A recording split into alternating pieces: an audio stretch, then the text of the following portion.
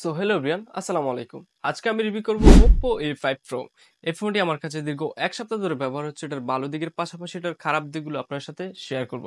First of all আপনারা জানেন যে ফোনটা খুবই শক্তপোক্ত এবং কি এটার অনেক ধরনের সার্টিফিকেশন অর্জন করে নিয়েছে, মানে খুবই শক্ত ফোনটা।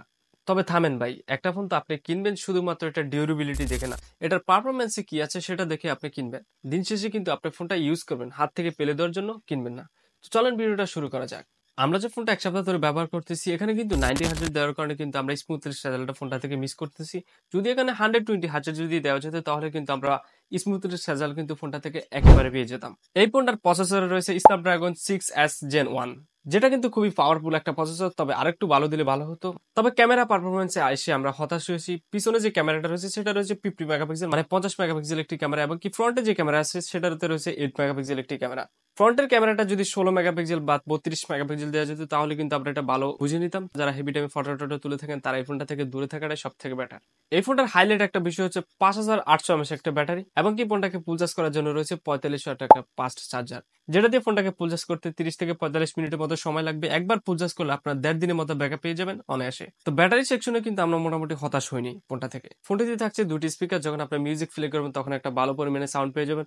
তবে ফোনটাকে যখন 100 ভলিউমে যখন দিবেন, ডিসকাশন বোর্ডটা লক্ষ্য করবেন, আমার টার্গেট থাকবে এটাকে 70% বা 80% রাখার জন্য, তখন কিন্তু সাউন্ড কোয়ালিটি মোটামুটি ভালো পেয়ে যাবেন ফোনটা থেকে।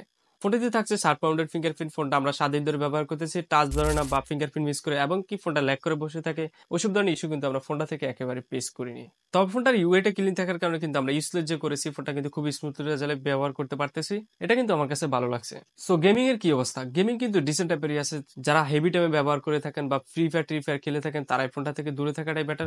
সিম্পলি আমরা গেমিং টেমিং করেছি কিন্তু করা যায়, ফ্রি ফায়ারও খেলা যায়, তবে না খেলাটাই ভালো আর কি। মূলত আমি 7 দিন ধরে যে ফোনটা ব্যবহার করতেছি, এই ফোনটা কাদের জন্য কিনা উচিত? যাদের মূলত বেশি বেশি হাত থেকে ফোন পড়ে যায়, এবং কি যারা ফানের ভিতরে গিয়ে ভিডিও টিডিও করার টার্গেট আছে, তারা ছেলে ফোনটা পারচেস করতে পারেন। অথবা বউর সাথে রাগ করে আসার টাসার দিবেন, তারাও চাইলে এটা কিনতে পারেন।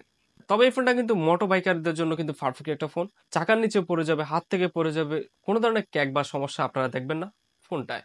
তো এইসব ধরনের শিশুরা যারা পড়ে থাকেন তাদের জন্য কিন্তু ফোনটা ভালোই হবে। তবে যাদের বেশি বেশি পারফরমেন্স দরকার তারা এই ফোনটা থেকে দূরে থাকাটাই বেটার, কারণ এই ফোনটা পারফরমেন্সের দিক দিয়ে অতটা গোছানো মনে হয় না আমার কাছে। তো এই ছিল আজকের ভিডিও। দেখাবে নেক্সট কোনো টপিক নিয়ে। ভালো থাকবেন, অনেক বেশি ভালো। আল্লাহ হাফেজ।